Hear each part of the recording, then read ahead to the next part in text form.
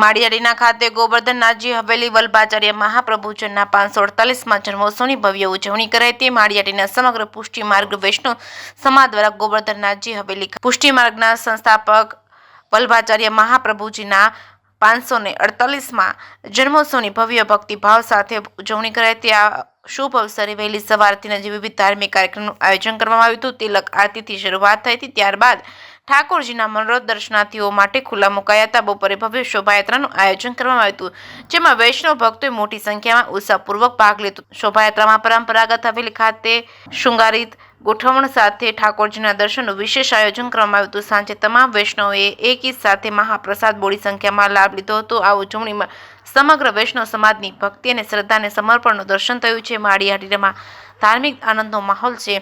જે કેસની ગુજરાતી સાથે પ્રતાપ સિસોદિયા, માળિયાહાટીના।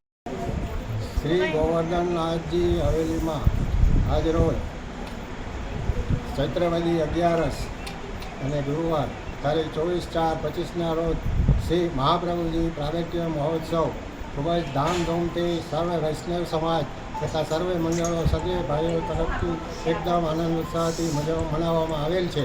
સવારે નંદ મહોત્સવ હતો, બપોરના તિલકના દર્શન, સાંજના શોભાયાત્રા વર્ણાગી અને રાત્રે શયન પછી પ્રસાદ લેવાનું સર્વે વૈષ્ણવે રાખેલ છે। તો બધાએ ખૂબ આનંદથી ઉત્સાહથી આ ઉત્સવ મનાવેલ છે।